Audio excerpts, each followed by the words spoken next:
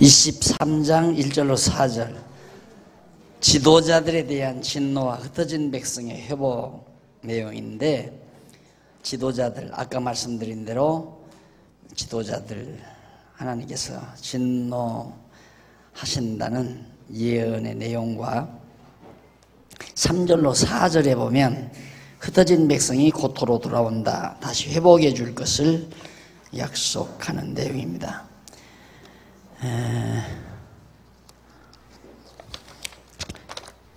넘어가서 23장 5절로 8절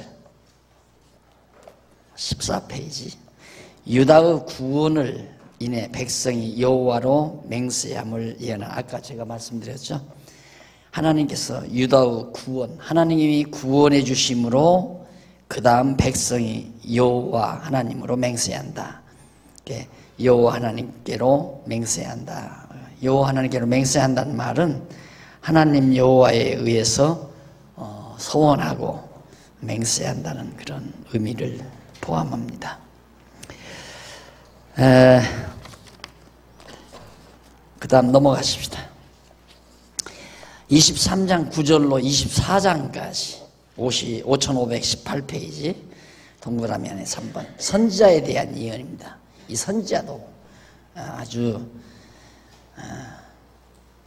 선지자는 오직 하나님의 말씀, 하나님의 명령만 그대로 전하는 일입니다. 이게 선지자가 해야 하는 일인데, 선지자가 권력자들에게 잡히게 되면 권력자들이 두려워서 말을 안 하게 되고, 그리고 자기 유익한 대로 하나님의 말씀을 고치게 되고, 어느 목사님 말씀 제가 듣고 늘 생각이 나는데, 한국교회의 그 잘못된 부패상이 너무 많다는 거죠. 그래서 하고 싶은 말이 이렇게 입까지 찼는데, 말하지 못하는 이유 중에 하나가 무서워서 못하겠대요. 죽일까 무서워서. 이게 말해야 될 걸 안 하는 것도 잘못이거든요. 말 안 하니까 다른 사람 다 속잖아요. 이게 워낙 힘이, 권력이 있게 되면 죽이니까, 사람 하나 매장시키는 건 간단하잖아요. 친구 하나 매장시키는 것도 둘이서 하나 병신 만드는 건 간단합니다. 그래도 전 정말 이런 상황 속에서 오늘까지 이렇게 살아왔다는 것만도 저는 참 하나님의 크신 은혜라고 늘 생각하고 감사하게 생각하면서 사는데, 더구나 교계는 이단 딱지 하나 붙으면 끝나요. 그거 안 붙이기 위해서 할 소리 못하고 입 다물고 모르는 척하고, 그러니까 성도들은 알 길이 없죠. 그러니까 큰 권력자들이 하는 대로 할 수밖에 없는, 그 말대로 할 수밖에 없는 그런 상황이 선지자들의 처참한 상황입니다. 그런 선지자들은 하나님이 다 멸하겠다. 그런데 참 말씀을 전하는 에레미야는 매 맞고 감옥에 갇히고 웅덩이에 갇히고, 그리고 고독하고 외롭고 이런 경우를 에레미야 선지자가 거치면서, 에레미야 애가서 이제 우리가 여기 에레미야 선지자 끝나고 애가서 공부하겠지만 막 통곡하잖아요. 울잖아요. 너무도 안타깝고 정말 고통스러우니까 하나님 앞에서 울면서 예언하는 것을, 그래서 애가라고 합니다. 슬프랬자 노래가자. 23장 9절로 12절 괴로워하며 선지자의 타락에 의해 임할 재앙. 선지자들의 타락에 의해서 결국 하나님의 재앙이 그들에게 임한다. 그 다음 23장 13절로 15절 넘어가서 20페이지 백성을 타락해 한 선지자들에게 내리실 재앙입니다. 하나님의 말씀만 바르게 가르쳐주면 타락을 안 하는데, 말씀을 제대로 안 가르쳐주니까 타락하게 되죠. 사사시대의 타락도 사사들이 없으면 누구도 하나님 말씀을 가르쳐주는 자가 없습니다. 그러니까 백성들이 가르쳐주는 자가 없으니까 왕이 없다는 얘기죠.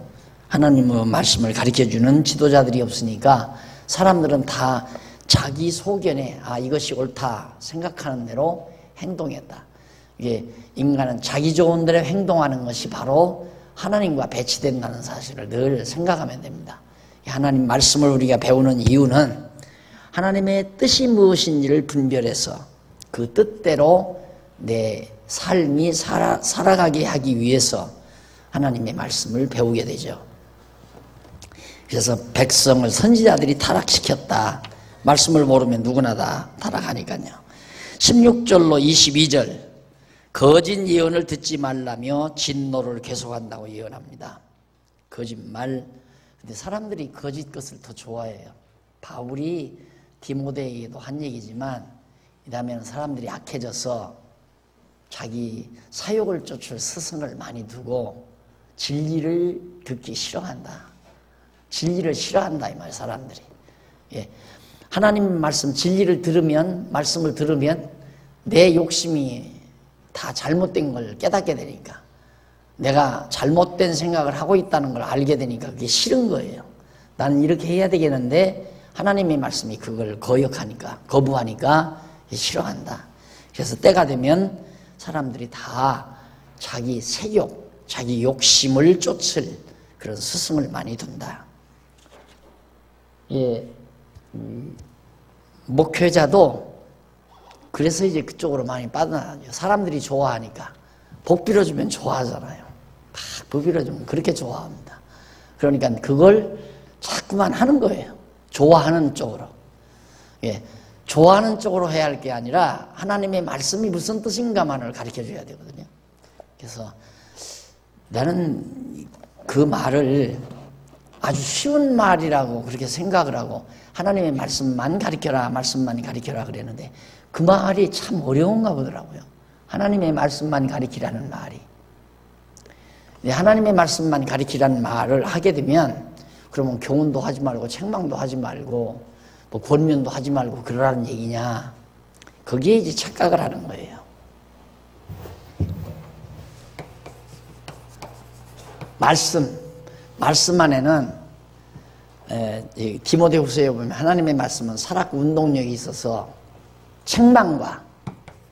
책망이 있어요. 말씀이 책망과 바르게 함과 그 다음 의로 교육하고 그 다음 책망과 구원에 이르는 지혜가 이게 이르는 뭐가 말씀이 그냥 성경 말씀만 가르쳐주면 그 말씀이 각자를 책망을 해요. 그럼 10사람이 있으면 10사람이 다 책망을 듣는 게 아니라 그 중에는 책망 들을 사람도 있고 또 그 사람의 생각을 바르게 잡아줄 사람도 있고 하나님의 말씀만 가르치면. 그런데 어떻게 생각하느냐면 말씀을 이 성경을 읽고 내가 아무개 책망도 하고 그리고 내가 바르게 잡아주고 내가 가르치고 이런 식으로 생각하는 거예요. 그러니까 성경 읽고 자기가 다 자기 말로 책망을 해요. 자기 말로 이렇게 살아라 저렇게 살아라 바르게 잡아주려고 그러고 그게 이제 착각인 거예요. 그러니까 여러분 그 텔레비에 나오는 거나 방송국에 나오는 설교를 들으면 하나에서 10가지 다 생활교육입니다. 윤리 이렇게 살아야 한다 저렇게 살아야 한다 그러면 안 된다 이리 하나님이 복준다 전부 그거죠. 그러니까 그냥 성경 있는 그 말씀대로만 가르치면 이 효과가 그냥 나는 건데 성경 한 구절 읽고 자기가 하고 싶은 책망을 하고 자기가 하고 싶은 교훈도 하고 교육도 하고 그러지 말라고 해도 그렇게 한다고요. 이 거짓 예언이라는 것은 하나님이 말씀하지 아니한 것을 예언하는 거. 하나님은 예루살렘 망한다고 그렇게 말씀을 했는데 거짓 예언자들은 예루살렘 안 망한다. 하나님이 안 망한다고 한다. 왜 그렇게 예언하는가? 거짓 영을 보내서 거짓을 예언하게 만들어요. 하나님께서. 그 성경에 나오잖아요. 열왕기에 보면은 거짓 영을 보내서 거짓 것을 예언하게 만들고 거짓을 믿게 만들고 왜? 멸망시키려고 하나님께서. 그러니까 우리가 기록된 하나님의 말씀, 변함없는 이 기록된 하나님의 말씀을 그대로 배운다는 것처럼 복이 없죠. 그냥 성경대로 자 읽고 배우는 것은 누구 개인 인간의 말을 보태서 배우는 게 아니잖아요. 이건 무슨 뜻이고 이것은 무슨 의미로 하신 말씀이다. 그 설명만 해주면 되는 거 아니에요. 23절로 32절에 보면 어디나 계신 하나님이 거짓 선지자들을 치신다. 거짓 선지자들을 다 멸해버리겠다. 그래서 지도자들이 하나님의 진노를 당할 걸. 그 다음 33절로 40절에 보면 거짓 선지자의 거역으로 모두 중벌을 받는다. 거짓 선지자들이 거짓을 예언하니까 백성들이 우상을 섬기게 되고 잘못되게 되고 그러다 보니까 하나님의 진노가 그들에게 임하고, 그래서 남은 백성은 하나님이 회복해 주시고 백성을 회복하실 것과 남은 백성의 멸망에 대해서 예언하는 내용이 24장 1절로 10절까지 나옵니다. 자, 뭐 대충 다 이미 이사야서에서도 우리가 배운 내용이고 정리하고 넘어가십시다. 그 다음 넘어가서 35페이지 5535페이지 백성을 향한 예언입니다. 25장에서부터 27장까지. 아까는 지도자들에 대해서 예언했죠. 이제는 백성들에 대해서 예언하는 내용인데 그 첫 번째가 열방에 대한 진노를 예언합니다.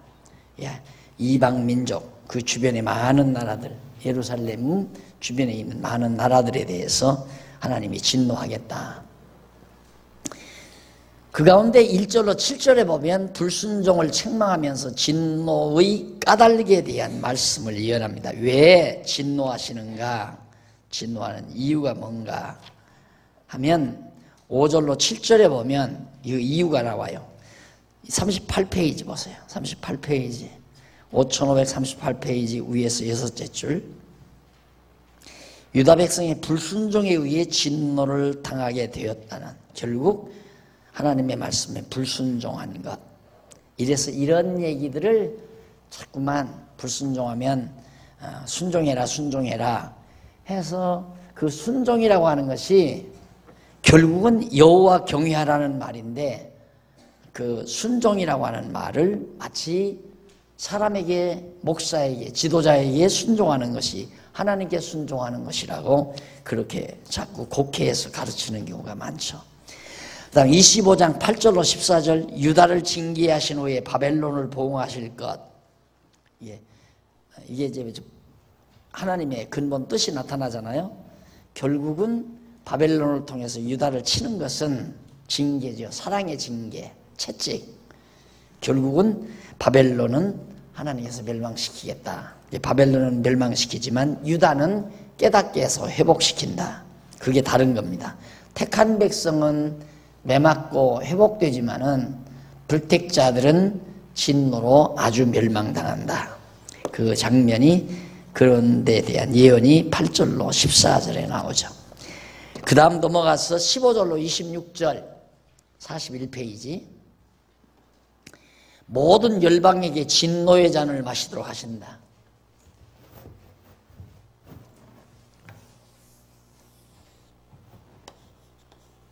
예루살렘, 유다 예루살렘인데 바벨론 아니에요? 바벨론.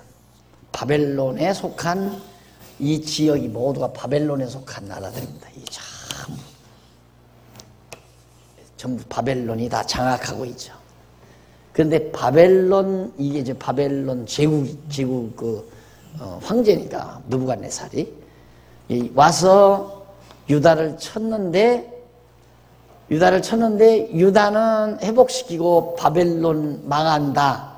바벨론만 망하는 게 아니라 바벨론이 망하니까 주변 나라들도 다 하나님이 진노해서 쳐서 멸하시겠다. 그 얘기예요. 왜? 그 주변 나라들도 유다 백성들을 괴롭히고 유다를 많이 아프게 한 민족들이니까. 그래서 결국 원수 갚아주실 것에 대한 예언 내용이 여기 나오는 거죠.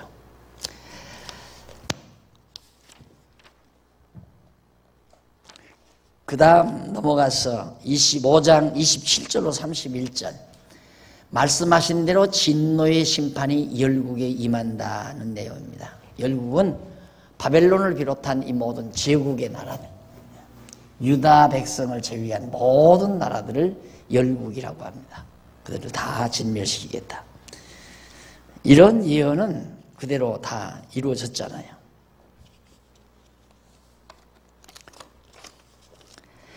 그 다음 25장 32절로 38절 46페이지. 열국 백성과 지도자들과 땅들이 받을 재앙에 대해서 열국 백성들, 또 열국의 많은 백성과 지도자들과 그리고 그 나라 땅덩어리들이 그 국토가 받을 재앙에 대해서 32절로 38절 아주 하나님이 소상하게 다 말씀하십니다. 32절 한번 보십시다. 만군의 여호와가 말하노라. 보라, 재앙이 나서 나라에서 나라에 미칠 것이며 대풍이 큰 바람이 땅끝에서 일어날 것이라. 그날에 나 여호와가 살육을 당한 자가 여호와에게 살육을 당한 자가 땅 이 끝에서 땅 저 끝까지 미칠 것이나 그들이 슬퍼함을 받지 못하며 염습함을 입지 못하며 매장함을 염습이란 말은 염하는 거. 땅에 묻히기 전에. 그러니까 얼마나 비참하게 시체들이 땅에 굴러다닐 건가를 말하고 있는 겁니다. 지면에서 분토가 되리로다. 그냥 지면에서 시체들이 굴러다니다가 산짐승들에게 뜯기고 새들에게 뜯기고 그리고 그냥 낡아져서 흙덩어리로 변하고 만다. 너희 목자들아 와서 외쳐 애곡하라. 너희 양떼의 인도자들아 재에 굴라. 이는 너희 도륙을 당할 날과 흩음을 당할 기한이 찼음인즉 너희가 귀한 그릇이 떨어진 같이 될 것이라. 완전히 패망할 것을 예언하는 내용이죠. 그러면서 그 목자들은 도망할 수 없겠고 양떼의 인도자들은 도피할 수 없으리로다. 목자들의 부르짖음과 양떼의 인도자들의 애곡하는 소리여 나 여호와가 그들의 초장으로 황폐케 함이로다. 결국 열방의 모든 지도자들이 멸망당할 것을 말해주고 있는 내용입니다. 자, 그래서 지금까지 네,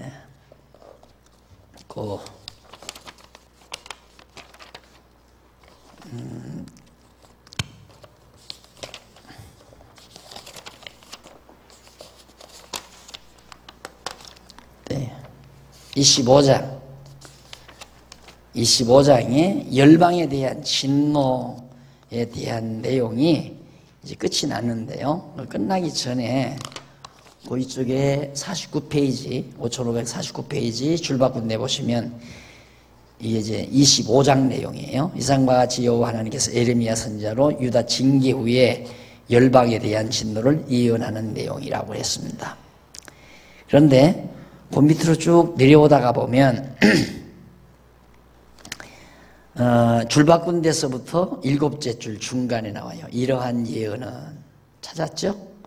네, 줄 바꾼 데서 밑으로 7째 줄. 이러한 예언은 여호와 하나님의 영원한 작정 섭리에 따라 언약하신 말씀에 근거를 두고 있는 건데 일찍이 여호와 하나님께서 모세를 통하여 이스라엘 자손에게 장차 택한 백성이 가나안 땅에 들어가 패역함으로 열방에 붙이셨다가 다시 회복해 주실 것을 언약하신 바가 있습니다. 이러한 언약의 근거로 유다를 멸하셨다가 회복해 주실 것에 대해서 예언하는 그런 내용이죠. 이렇게 하나님의 택한 백성이 멸했다가 회복하는 것은 그리스도가 죽으셨다가 부활하실 것에 대한 하나의 모형이다, 예표다라는 사실입니다. 그 다음 넘어가서 거역에 의한 진노, 하나님 거역함으로 진노를 당한다. 26장 내용이죠. 악으로 인하여 여호와의 집이 실로같이 될 것. 26장 1절로 7절. 악으로 인하여 여호와의 집이 실로같이 된다라고 나와 있죠. 실로같이 된다. 그런데 거기 보면 실로같이 된다는 말이 6절에 나와요. 6절. 내가 이 집을 실로하지. 예루살렘 성전을 말이죠. 솔로몬이 지은 예루살렘 성전을 실로같이 되게 하고 이 성으로 세계 열방의 저주거리가 되게 하리라 하셨다 하라. 완전히 예루살렘이 열방 모든 민족의 저주거리가 된다. 에레미야가 여호와의 집에서 이 말을 하며 제사장들과 선지자들과 모든 백성이 선지자 에레미야 선지자의 말을 듣습니다. 참 한심하죠. 예루살렘 성전을 향해서 에레미야 선지자가 야, 이 성전이 실로같이 된다. 그리고 다 아마 이방 민족들로 하여금 저주거리가 된다 라고 예언하는 말을 지도자들과 백성들이 다 들었는데, 거기 이쪽 넘어와서 52페이지 넘어와서 4절로 7절 나오죠. 위에서 6째 줄 4절로 7절에 보면 거기 그 아래로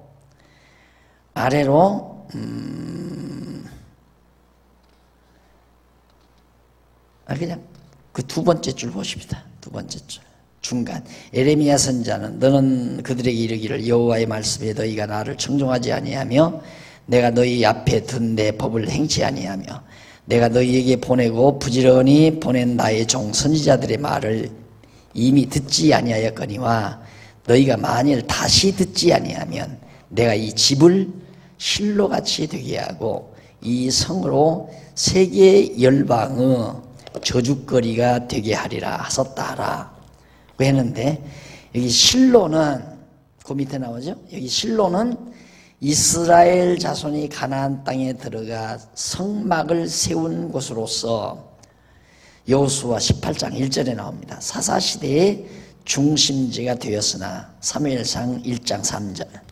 그러니까 이스라엘 자손이 가나안 땅 들어갔을 때 모세의 성막을 처음 세웠던 곳이 실로예요. 그런데 그곳이 바로 사사시대의 수도 서울과 같은 곳이죠. 중심지였는데 블레셋에게 여호와의 언약궤를 빼앗긴 후에 황폐케 된, 아주 황폐하게 된 그런 성읍을 실로라고 그렇게 생각하시면 됩니다. 그러니까 사사시대에 완전히 블레셋에게 멸망당한 실로처럼 예루살렘도 바벨론에게 그렇게 망하게 된다라고 예언한 내용이죠. 그 다음 26장 8절로 11절에 보면 백성이 예레미야를 붙잡아서 죽이려고 방백에게 고발을 합니다. 당연히 죽이려고 하죠. 예. 얼마나 참 바르게 예언하고 산다는 것이 힘든 일인가. 그래서 그 어떤 후배 목사님의 말이 늘 기억이 나요. 두려워서 못하겠다고, 무서워서 못하겠다고. 예. 자기가 정말 하고 싶은 말이 많은데 뭐 몇 개까지 샀는데 내가 하지 못하는 이유가 3가지 있다고 그러면서, 첫째는 내가 이걸 다 한국교회 부정부패를 다 까발쳐 놓으면 그게 한국교회 유익이 될까? 그 하나가 있고, 하나는 너는 얼마나 깨끗하냐? 그 하나가 있고, 마지막 하나는 무서워서 못하겠다 이거예요. 그래서 내가 그 말 듣고 그건 아니라고 그랬어요. 그건 아니다. 무서워서 못하는 그건 아니다. 제일 첫 번째는 그럴듯하죠. 다 까발쳐 놓으면 이거 뭐 유익이 안 되겠나? 교회를 위한 게 아니지 않나? 네, 나는 반대예요. 다 드러내야 그게 교회를 진짜 위하는 거라고. 드러내버려야 바르게 되지죠. 쉽게 말하면 여기에 종기가 나가지고 지금 막 속에서 썩어 들어가는데 그거 도려내지 아니하면 온몸 다 썩어요. 이게 자꾸 덮는단 말입니다. 자꾸 덮어요. 지금 속에서 암균이 터졌는데 그걸 놔둬서 되겠어요? 개복해서 도려내버려야죠. 근데 그게 두렵다고 말이에요. 하나는 너는 얼마나 깨끗하냐? 내가 깨끗해서 하는 게 아니라 우리가 이래서는 안 된다는 건 말할 수 있잖아요. 나는 깨끗한데 너는 왜 더럽냐? 이러지 못하더라도 우리 교회가 이래서는 안 된다 말할 수는 있는 거예요. 내가 볼 때는 무서우니까 처음 2가지를 그럴듯한 핑계로 삼는 거 아닌가 그렇게 생각이 되더라고요. 그건 핑계죠. 무서워서 못하는 거예요. 예레미야 보세요. 하나님 말씀 전한 죄밖에 더 있어요? 예루살렘 망한다 그런데 왜 잡아다 죽이려고 해요?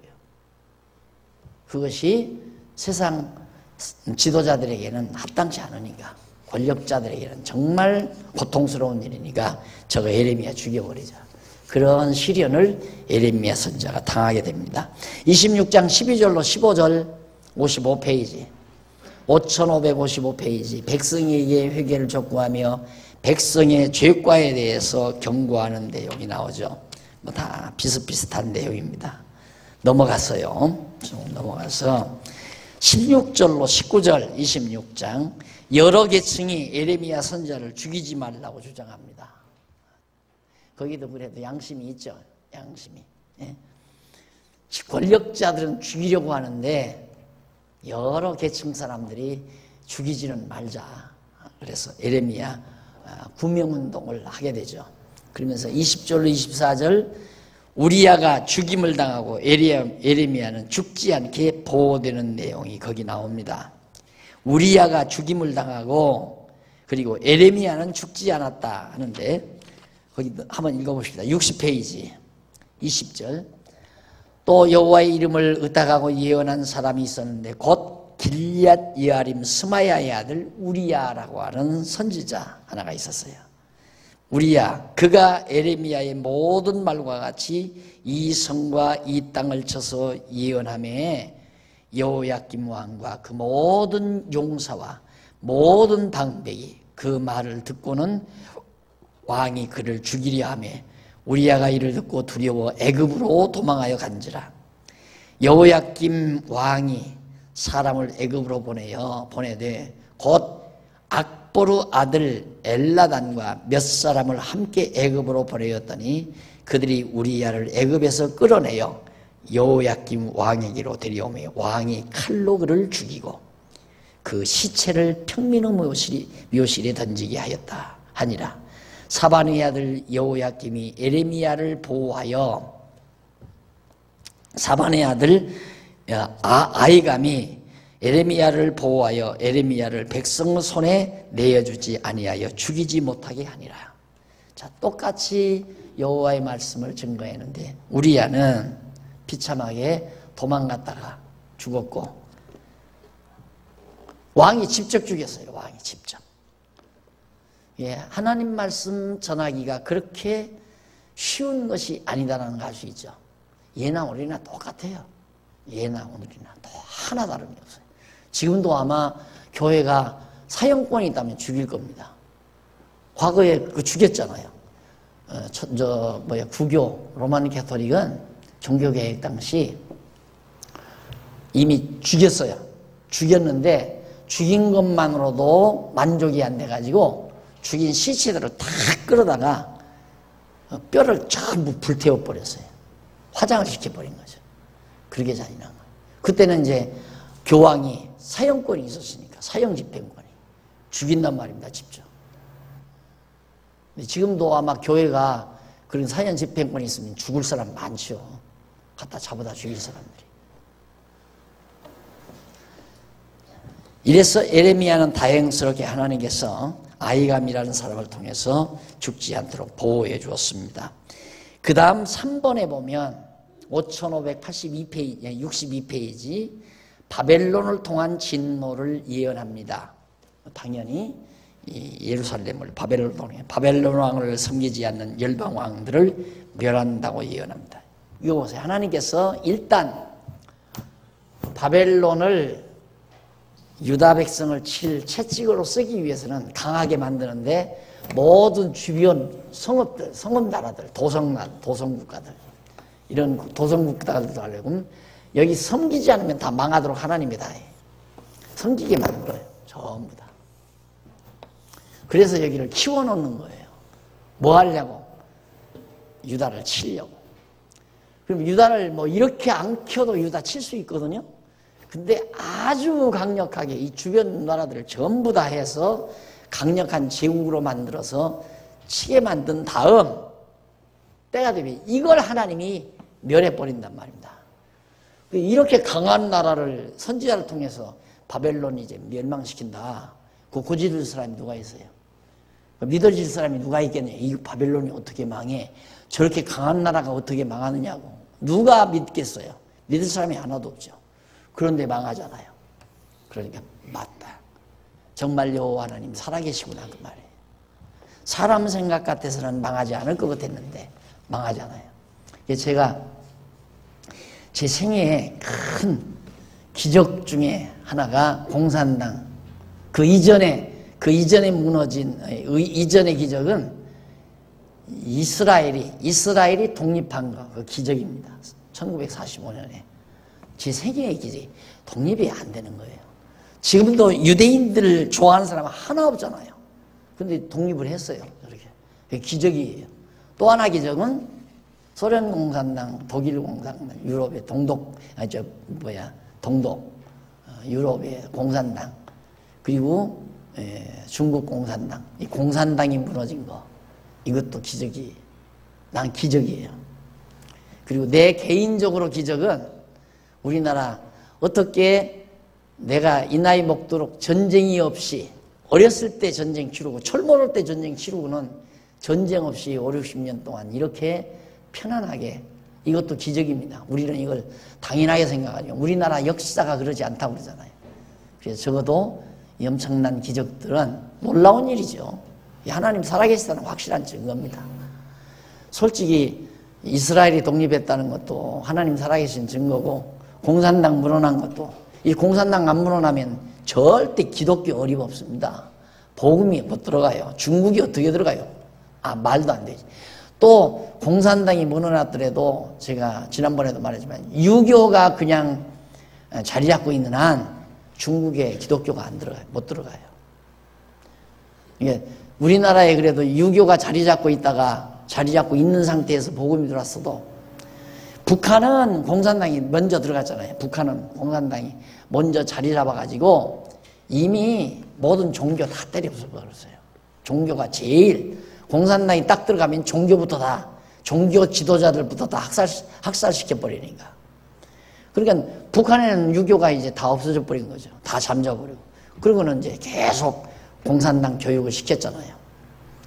그 속에서 교회가 그래도 살아남아가지고, 기독교가 살아남아가지고, 남한으로 다 도망 남은 거예요. 그래서 남한 땅이 이제 미국에 의해서 독립을 하면서 우리나라도 복음을 받아들인 거지, 편안한 항상에 상도 굽고 그럴 때 막 선교사들 오면 다 잡아 죽였잖아요. 우리나라 젊은이들이 이라크 가서 막 목 이렇게 잘라서 죽이는 걸 보고 너무한다. 우리가 바로 그렇게 했어요. 몇십 년 전에. 근데 하나님께서 그거 다 무너뜨리지 아니하면 기독교가 안 들어가요. 못 들어가요. 근데 공산당을 통해서 유교도 무너나고 유교 무너뜨린 다음에 공산당도 무너뜨리고 그러다 보니까 지금 중국 정부가 이제는 어쩔 수 없이 기독교를 공인하지 않을 수 없는 여건에 왜? 지하교회가 막 늘어나니까. 지하교회.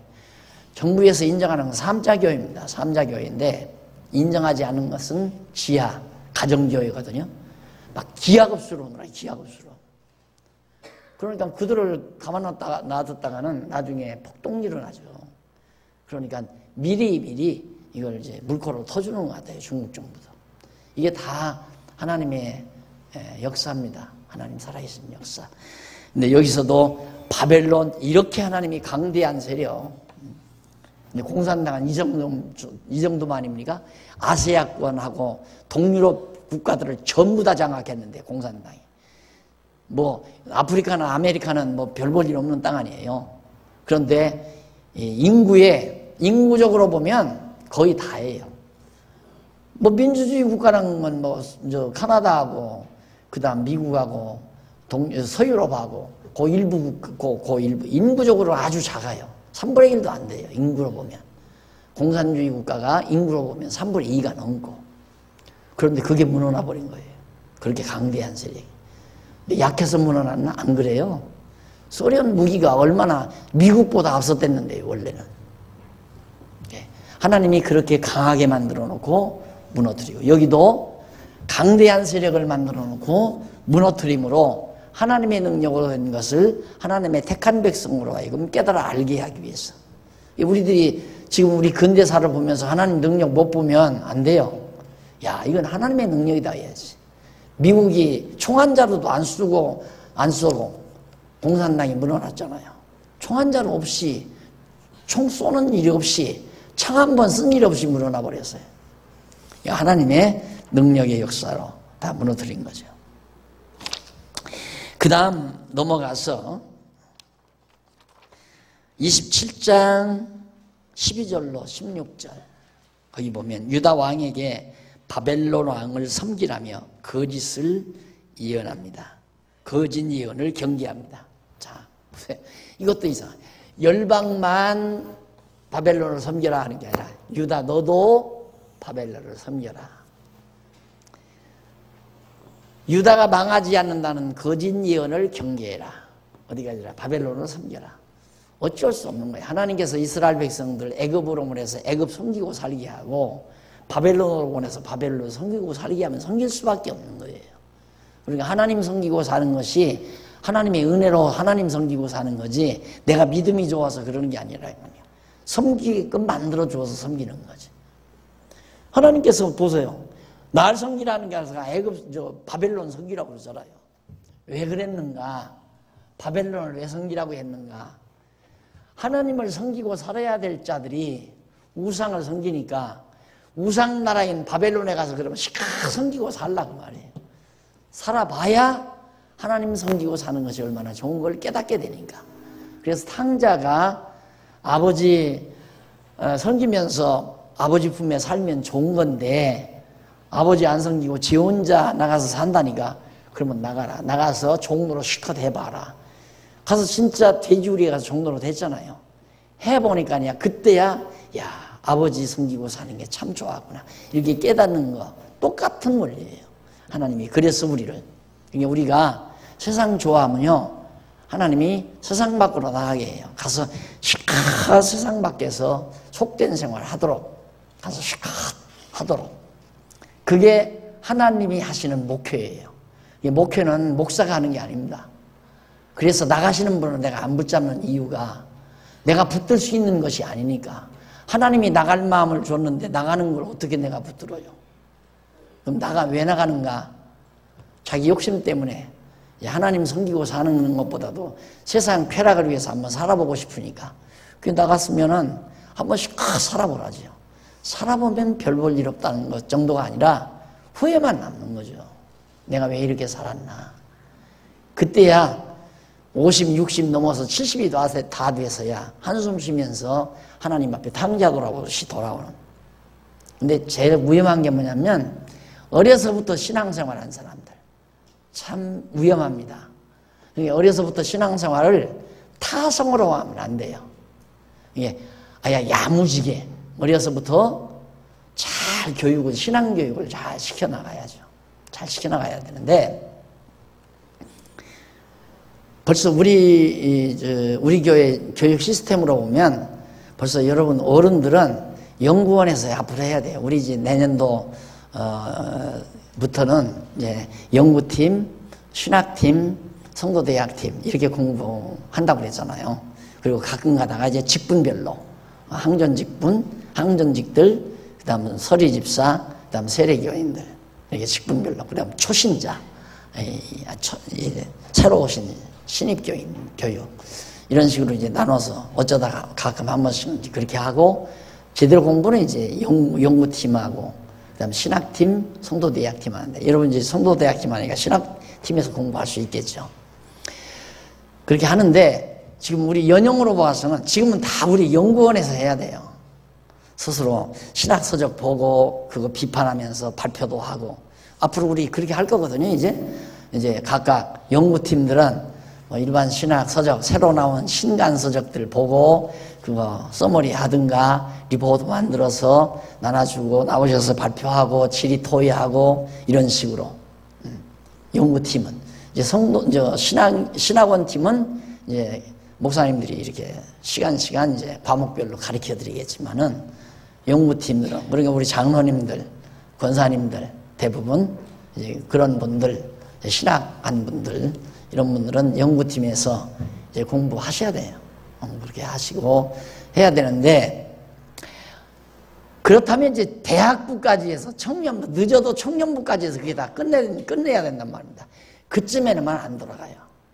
그렇게 청년 결혼 이전에 청년 시절까지 벌써 뭐 세미나 할 정도고 연구원에서 공부할 정도 이쯤 되면 세상 그거에 대해서 다시 안 돌아가죠.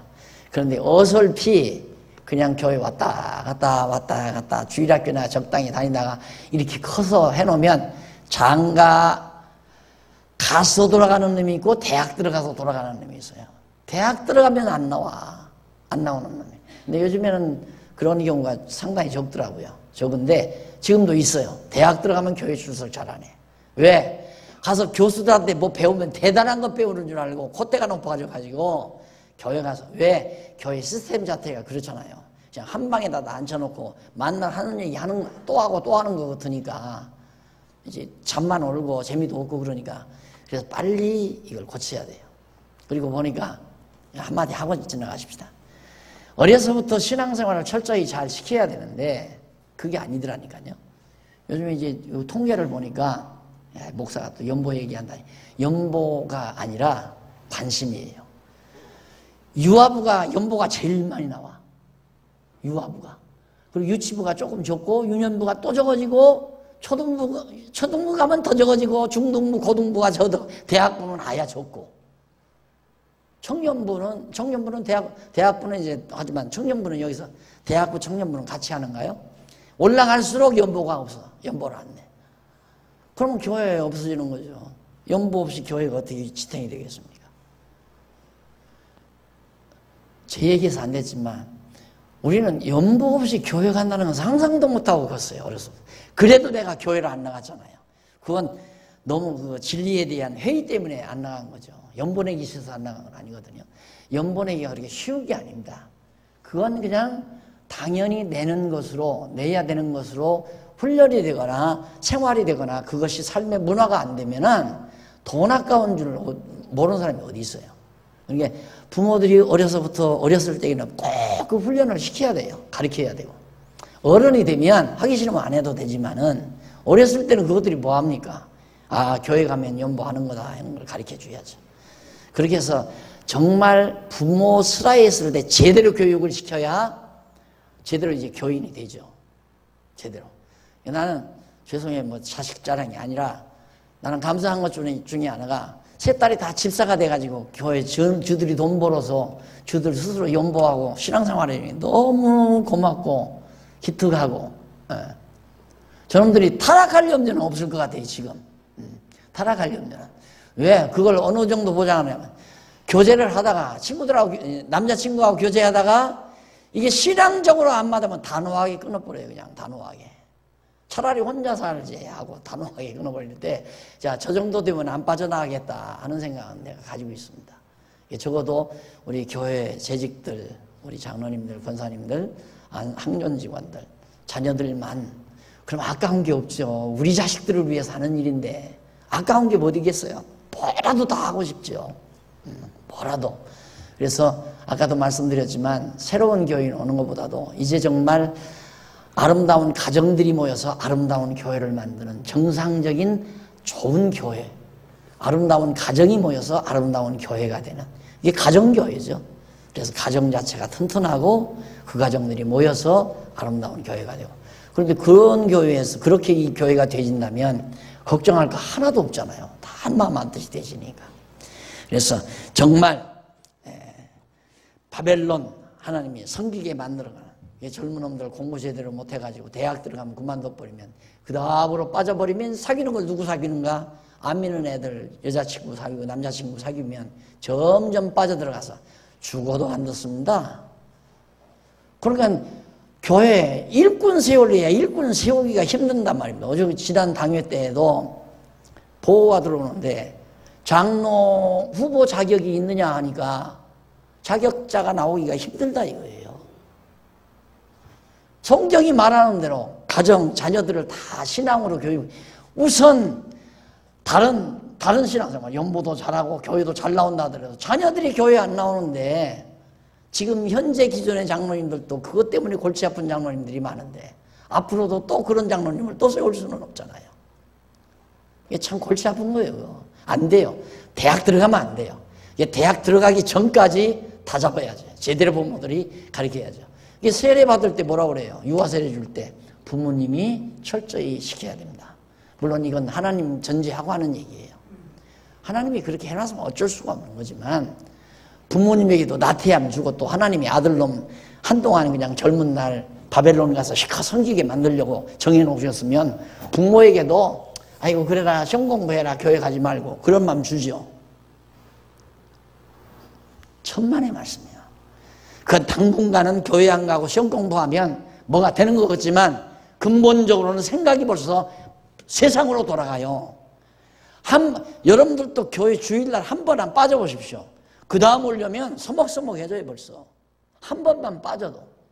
그런데 애들 시험 공부 시킨다고 한 달, 두 달, 석 달, 1년 그냥 세상으로 그냥 빠져들어가요.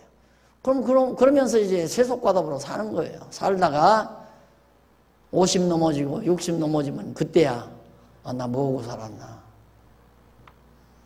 그때야 이제 돌이키는 결과. 지금 유대인들 바로 하나님의 정법이 그거네요. 강한 세례. 여기가 강하니까 여기 이들 섬기면 금방 뭐가 잘 나올 것 같죠. 근데 섬기는 자가 멸망할 때, 망할 때 멸망시켜버리고 돌아와서 여호와 경외하게 만들어 가신 하나님의 섭리. 이것이 하나님께서 이끌어 가시는 섭니다. 그 다음 16절로 22절 보면 보물을 바벨론으로 옮긴 후 다시 옮겨오신다. 참 하나님 참 쓸데없는 일을 하는 거 하잖아요.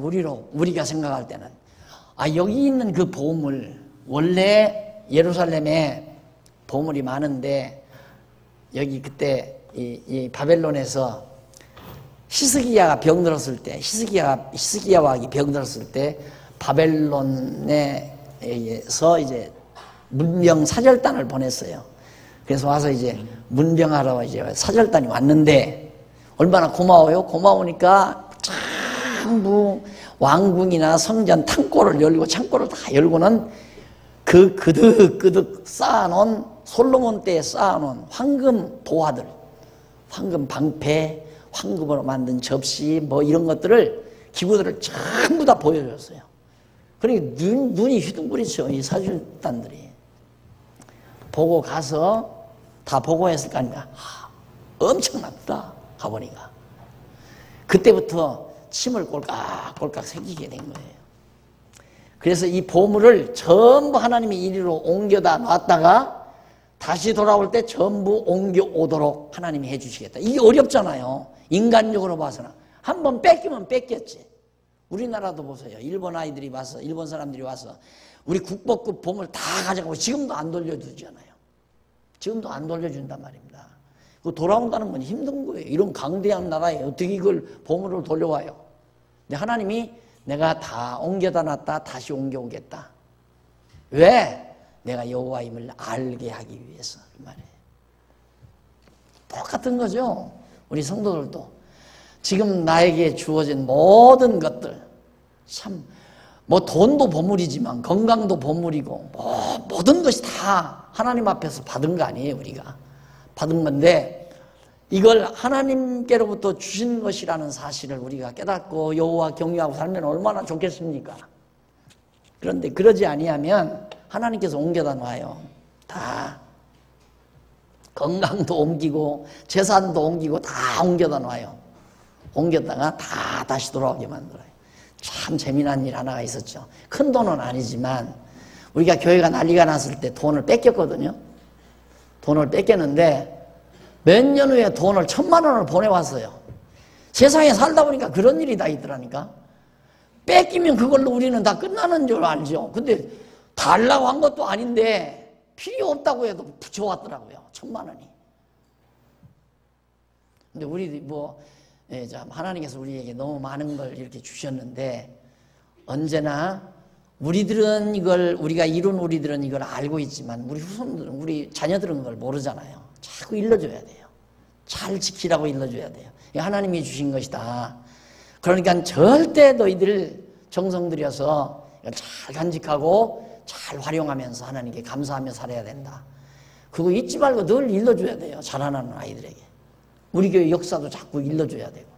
그래서 내가 항상 우리 교회 오면 우리 교회 역사 공부시키잖아요. 그거 배워야 된다. 그래야 한마음 한뜻이 되니까. 그래서 그것이 신임교회 교인이에요. 뭐 장로교 교리사도 배워야 되고 교회사도 배워야 되고 교리도 배워야 되지만 우리 장안중앙교회 약사도 알아야 돼요. 어떻게 해서 이 오늘이 됐는가도. 그래야 하나님 앞에 늘 감사하죠. 하나님은 우리를 가르치기 위해서 때로는 다 뺏어갔다가 또 주실지도 모르는 거니까 여호와 경외하는 믿음으로 살도록.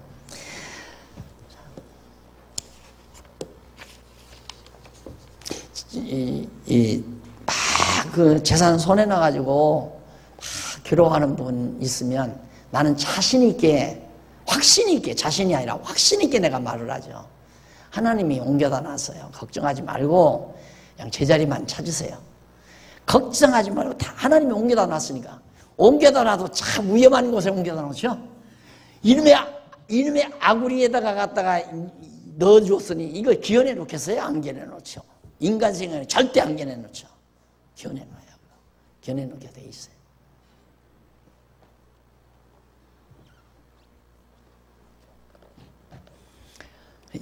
그 다음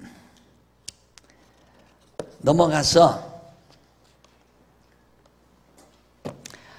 거짓 선지자를 향한 예언 28장에서부터 29장까지입니다. 거짓 선지자들에 대한 예언. 말할 거 없죠. 거짓 선지자가 저주를 받는다는 거. 28장 그 저주 받는다 그거고, 29장은 거짓 선지자가 죽는다, 저주받아 죽는다 그 말이에요. 거짓 선지자가 당할 하나님의 진노임을 말해주고 있습니다. 그런데 이게 일찍 여호와 하나님께서 모세를 통하여서 이스라엘 자손에게 언약하신 사실이 있습니다. 그러니까 거짓 선지자가 예언해서 예언하다가 저주받을 것을. 그런데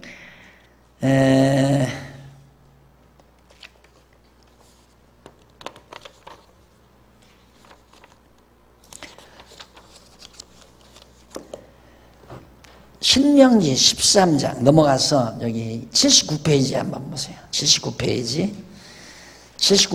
줄 바꾼 데서 밑으로 몇 번 내려가느냐면요, 밑으로 6번, 여섯째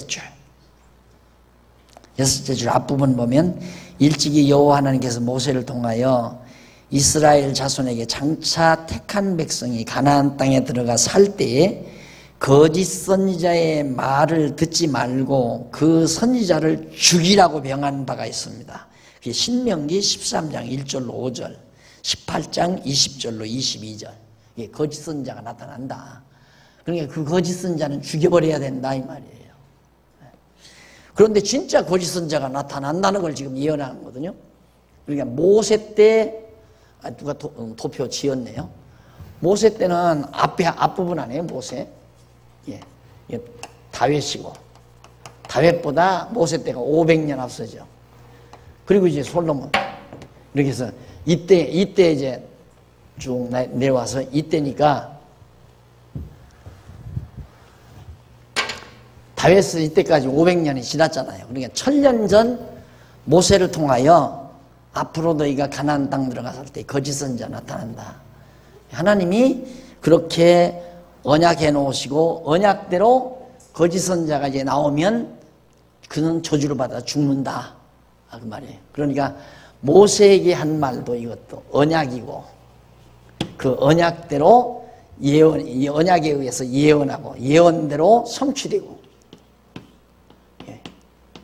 하나님이 다 계획해 놓으시고 계획대로 이끌어 가신다. 왜? 깨달아 알게 하기 위해서. 여호와 하나님을 깨달아 알게 하시려고. 그래서 29장 선지자의 죽음에 대한 내용이 나오죠. 29장. 결국 죽이라고 한 말씀대로 그대로 이루어지지 않습니까? 죽이라고 한 말씀대로. 자, 그래서 넘어가 보면 쭉 넘어가서 대충 살펴보면서 넘기십니다. 19장 1절로 14절 80페이지 보세요. 포로된 유다 백성이 귀환케 될 것, 이제 포로로 잡혀가지만은 다시 귀환하게 될 것을 편지로 예언을 합니다. 다시 돌아온다. 그리고 넘어가서 15절로 19절에 보면 남은 백성이 선지자를 거역하여 수치를 당한다는 것. 남은 백성들이 선지자, 참 선지자를 거역하는 거죠. 하나님의 말씀을, 거짓 선지자의 말을 듣고. 그리고 넘어가서 죽은 선지자 20절로 23절, 죽은 선지자의 이름이 저주의 상징이 될 것을 예언합니다. 여기서 저주의 상징이란 죽은 거짓 선지자가 이제 여기서 죽잖아요. 거짓 선지자 죽이는데 그 이름이 상징이란 말은 하나님께서 행하시는 일에 대한 하나의 징조가 된다 그 말이에요. 그러니까 거짓 선지자가 죽는 걸 봐도 하나님 여호와가 살아계심을 알 수 있잖아요. 왜? 모세를 통해서 이미 거짓 선지자가 나타난다. 그럼 죽이라. 이 죽이라는 대로 바로 선지자, 거짓 선지자가 죽으니까 그것이 바로 여호와 하나님을 다시 기억나게 하는 상징적 이름으로 나타나게 될 것이다. 하나님께서 교육 방법은 아주 다양하잖아요. 그래서 역사 섭리라는 것이 굉장히 중요합니다. 하나님은 역사 섭리를 통해서 여호와 하나님을 깨달아 알게 하거든요. 근데 그 역사 섭리를 보는 원리가 성경 속에 다 담겨져 있는 거죠. 성경에 다 나타나 있고, 그 다음에 이제 생활의 문화, 내가 늘 문화 자꾸 하는데, 하나님께서 이렇게 이방 우상들을 섬기는 생활 문화가 되면 나는 자마다, 출생하는 자마다 전부 그렇게 살아갈 수밖에 없죠. 근데 이제 제가 자꾸 이제 앞으로 또 문화부가 속회 이제 조직을 짜고 문화부장을 시킬 건데, 앞으로는 문화부장이 참 중요한 부서입니다. 제일 중요하다고 하면 안 되겠지만은 참 중요한 부서예요. 전도부장도 중요하고 다 중요해요. 문화부장이 뭐 할 일이 없는 게 아니라, 엊그저께 토요일 날 보니까 교회 학교에서 초등부가 선생님들이 나와서 텐트를 저기다 딱 치더라고요. 치더만 아이들을 데리고 거기서 선생님들이 하룻밤을 지새우는 거예요. 세상에 지금 이 시대에 그런 학교는 없습니다. 그게 우리의 문화예요. 우리 교회 문화. 자녀들이 그렇게 선생님하고 하룻밤을 지새우면서 선생님들이 해주는 밥을 먹고, 그런 속에서 동질감이 생기고, 그게 이 세상 사는 날 계속 생각이 납니다. 계속. 내가 이제 빨리 되기만 하면 종탑을 하나 세우려고 그러거든요. 종탑 정리만 되면. 옛날 그 시골에서 치던 종탑. 그래서 일단 동에다가 시에다가 보고를 하든 얘기를 해서라도, 건의를 해서라도 주일날 딱 예배 시간 직전 한 30분 전에 종 많이도 안 치고 10번만 때리도록 해달라. 건의를 내려고 그래요. 왜 그걸 하고 싶으냐면, 우리 세대가 전부 그 종소리를 듣고 신앙생활을 했어요. 이 종소리 자체가 우리 세대 사람들의 심령 속에 전해주는 메시지가 많습니다. 종소리. 거기는 아무런 그 내용은 안 담겨 있어도 종소리 자체가 지니고 있는 깊은 내용이 담고 있다 이 말입니다. 그래서 그걸 꼭 하고 싶은데 시장이 들어주는지 모르겠어요. 정확하게 많이도 안 치고 많이 치면 시끄럽다고 하니까 우리는 쏙 들어와서 시끄러울 것도 없잖아요. 이 동네 사람들한테만 도장 받아가지고 우리 좀 칠 테니까 이해해달라. 많이 안 치고, 새벽에는 절대 안 친다. 꼭 주일날 낮에 대낮에만. 비행기도 지나가는데 종소리 치면 어떠냐, 좀 해달라. 사정해서라도 해보고 싶어요. 지금 그 얘기예요. 그러니까 우리가 그 저주의 상징, 거짓 선지자가 죽었다, 이것만 해도 여호와 하나님이 기억나게 만드는, 예루살렘으로 그를 보낸 스마야가 받을 저주가 나옵니다. 29장 24절로 32절. 스마야다, 너 역시 저주를 받는 거죠. 거짓 선지자니까. 이렇게 해서 결국 이루어졌는데, 그것이 아까도 말씀드린 대로 모세가 신명기 13장 그리고 28장에서 예언한 대로 거짓 선지자는 죽이라 하는 대로 죽이는 결과를 가져왔다. 이렇게 해서 일단 29장까지 29장이죠? 네, 29장까지 끝을 냈습니다. 다음 시간 이제 심으심에 대한, 지금까지는 뽑으심에 대한 예언이에요. 앞으로는 30장부터 애가까지가 다시 이제 심으시는 그런 예언을 우리가 살피도록 하고, 오늘 강의 여기서 마무리합니다. 기도하십시다. 살아계신 하나님 아버지, 은혜를 감사드립니다. 오늘 우리가 하나님의 귀한 말씀을 듣는 대로 마음속 깊이 책임질되게 해주시고, 우리 남은 여생 어떻게 지혜롭게 살 것인가도 생각할 수 있는 좋은 계기를 허락하신 하나님의 사랑을 감사합니다. 이제 다가온 가을 새 학기를 시작했사오니 하나님께서 우리로 하여금 열정을 주시고 진리를 사모하는 뜨거운 마음을 허락해 주셔서 배우는 말씀마다 우리의 삶을 변화시키는 놀라운 역사가 일어나도록 함께해 주시옵소서. 예수님 이름으로 기도드립니다. 아멘.